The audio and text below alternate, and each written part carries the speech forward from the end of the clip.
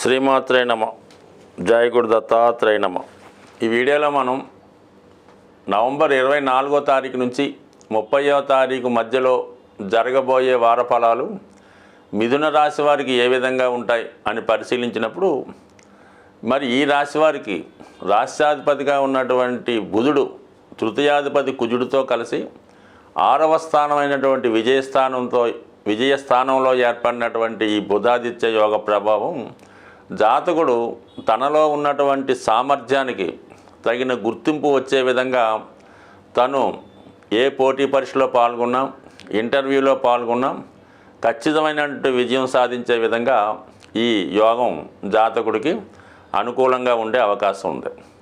సాధారణంగా ఈ బుధుడు రవితో కలిసి ఉన్నప్పుడు ఈ మిథున రాశి వారికి వాళ్ళలో ఉన్నటువంటి జ్ఞాపక శక్తి పెరుగుతుంది.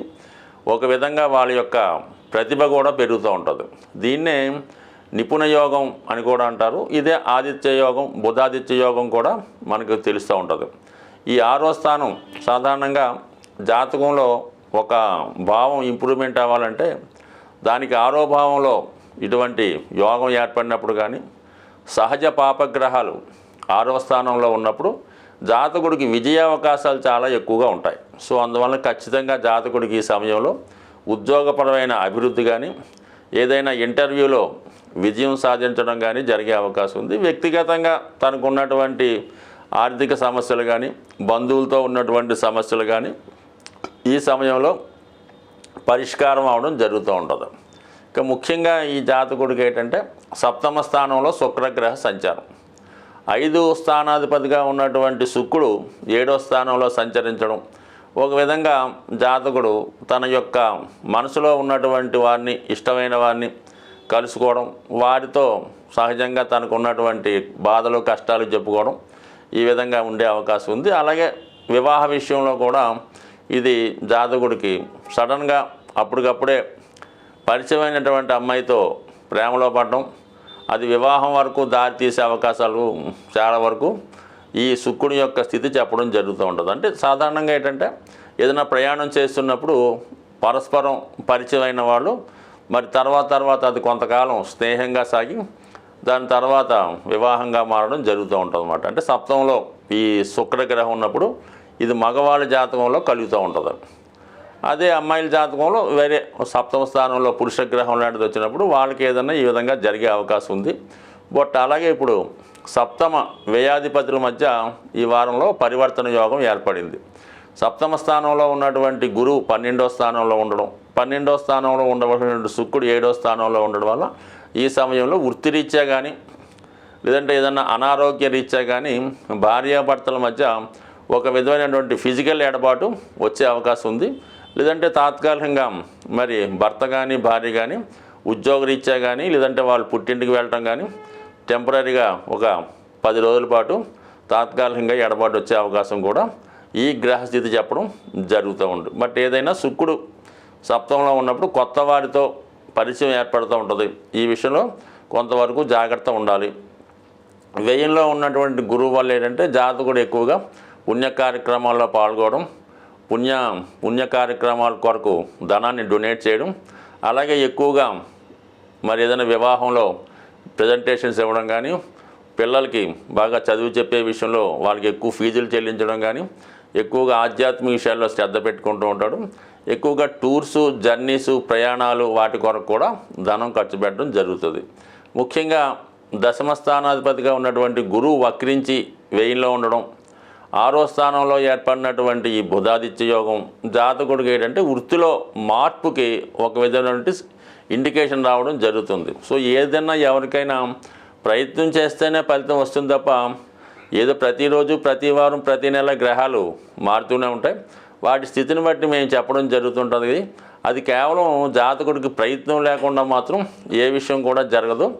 జాతకంలో కొన్ని గ్రహాల స్థితి అనుకూలంగా ఉన్నప్పుడు జాతకుడు ఆ ప్రయత్నం చేస్తే అది ఫలించే అవకాశం ఉంటుంది తప్ప ఊరకనే ఇంట్లో కూర్చొని వార ఫలాలు, మాస ఫలాలు విన్నంత మాత్రాన ఎవరి జాతకం మారే అవకాశం అయితే లేదు. కొంతవరకు ప్రయత్నం చేస్తే మీకు ఫలితం రావడం జరుగుతుంది. సో ఆ విధంగానే మరి మిథున రాశి వారికి ధనస్థానంలో ఈ కుజగ్రహ సంచారం నీచ స్థితిలో ఉండడం వల్ల జాతకుడు కుటుంబ సభ్యులతో విరోధాలు వచ్చే అవకాశం ఉంది. తన యొక్క మాట తీరు వల్ల సమాజంలో ఇబ్బంది పడటం కానీ ఇతరులతో గొడవలు రావడం కానీ జరిగే అవకాశం ఉంది. కాబట్టి ఏదైనా ఈ రాశివారు ఏదైనా మాట్లాడే ముందు కొద్దిగా ఆలోచించి నెమ్మదిగా ఎదుటివాడి కష్టం లేకుండా మాట్లాడితే జాతకుడి యొక్క ఫలితం సులభంగా సుఖంగా జరిగే అవకాశం ఉంది. సాధారణంగా ప్రతి రాశివారు కూడా ఏదో ఒక అదృష్ట వస్తువో అదృష్ట రత్నమో ధరించడానికి ప్రయత్నం చేస్తుంటారు.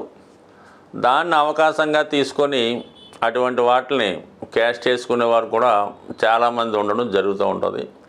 కానీ ఏమాత్రం ఖర్చు లేకుండా సులభంగా మీకు సంపదనిచ్చే కొన్ని విలువైనటువంటి వస్తువులు మీకు చెప్పడం జరుగుతుంది. అందులో ఒకటి ముఖ్యంగా మనకి లక్ష్మీప్రదమైనవి, అదృష్టాన్ని కలిగించేవి గోమతి చక్రాలు. ఈ గోమతి చక్రాలు మీరు ఒక 11 సేకరించి మీ యొక్క క్యాష్ బాక్స్లో పెట్టుకోండి. లేదంటే మీరు పర్సులో ఒక గోమతి చక్రం పెట్టుకోండి. లేదా విద్యార్థులు పరీక్ష రాయడానికి వెళ్ళినప్పుడు ఇంటర్వ్యూకి వెళ్ళినప్పుడు ఒక గోమతి చక్రాన్ని లాకెట్ రూపంలో ధరించినా పర్లేదు, ఉంగరం రూపంలో పెట్టుకున్నా పర్లేదు, అది లాకెట్గా వేసుకున్నా మరి మీకు అదృష్ట యోగాన్ని ఇస్తుంది. అంటే ఇది సముద్రంలో దొరుకుతుందన్నమాట. మనకి సముద్రంలో పుట్టిందే లక్ష్మీ అమ్మవారు, సమస్త వస్తువులు అక్కడ దొరికాయి. కాబట్టి ఈ సముద్రంలో దొరికినటువంటి శంఖాలు అలాగే గవ్వలు, ఈ గోమతి చక్రాలు కూడా ఖచ్చితంగా లక్ష్మీప్రదం లాంటివి. కాబట్టి కేవలం ఇవి ఒక గోమతి చక్రం 10 నుంచి 20 రూపాయలు మించి ఉండదు. ఇది ఖచ్చితంగా ప్రతిఫలాన్ని ఇచ్చే రెమెడీ. లేదు మీ పూజా మందిరంలో అయినా ఒక గోమతి 5 చక్రాలు పెట్టుకొని చాలు. దాని తర్వాత అంత అదృష్టాన్ని ఇచ్చేవి చిన్నపాటి లక్ష్మీ గవ్వలు, దాని పేరే లక్ష్మీ గవ్వలు, చాలా తెలుపు రంగులో ఉండడం జరుగుతూ ఉంటుంది. ఇవైనా సేమ్ గోమతి చక్రాలా పనిచేస్తాయి. కనీసం అవి 11 కానీ 5 కానీ మీ క్యాష్ బాక్స్లో కానీ, అలాగే మీ యొక్క వాహనంలో కానీ, అలాగే మీరు మీ యొక్క బట్టలు దాచుకునే బీరువాలు ఎక్కడ పెట్టుకున్నా అవి మీకు లక్ష్మీప్రదంగా పనిచేస్తూ ఉంటాయి. అలాగే చాలామంది ధనం ఎక్కువగా ఖర్చు అవుతుంది, ఏమవుతుందో అర్థం అవ్వట్లేదు. అంటే అది ఏదో వాడికి బ్యాడ్ హ్యాబిట్ ఉంటుంది, వాడు ఏదో వ్యసనం ఉంటుంది, ఎవరికో ఇన్వెస్ట్ చేస్తుంటాడు, వాళ్ళకి వీళ్ళకి గిఫ్ట్లు ఇస్తుంటాడు. అటువంటి వాళ్ళకి శుక్రుడు యొక్క ప్రభావం వల్ల ఈ విధంగా వాళ్ళు చేస్తూ ఉంటారు అనమాట. వాళ్ళకి ఏంటంటే స్ఫటికమాల అని దొరుకుతూ ఉంటుంది. కనీసం 500 మంచి ఒరిజినల్ దొరుకుతుంది. చిన్నపాటి పూసలు, అవి చాలా చల్లదనాన్ని ఇస్తాయన్నమాట. ఆ స్ఫటికమాల ధరించడం వల్ల ముఖ్యంగా స్త్రీ వ్యసనం నుంచి బయటపడతారు, బలహీనతల నుంచి బయటపడటం. ఎవరికైతే స్త్రీ వ్యసనం ఉంటుందో వాళ్ళు ఖచ్చితంగా ఆర్థికపరంగా చాలా నష్టపోవడం జరుగుతూ ఉంటుంది.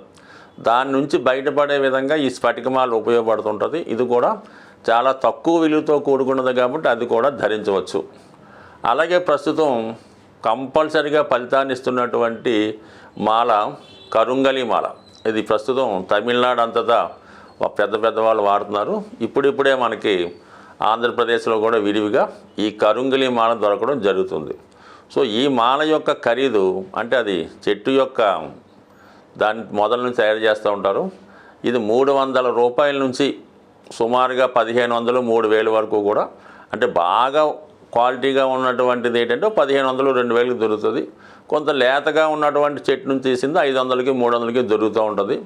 బట్ ఏది ధరించినా ఈ కరుంగలి మాల ధరించడం వల్ల జాతకుడికి తనలో ఉన్నటువంటి దిష్టి దోషం తొలుగుతుంది. అలాగే సుబ్రహ్మణ్య స్వామి సంబంధించింది కాబట్టి వివాహ సమస్యలు, రుణ బాధలు తొలుగుతాయి.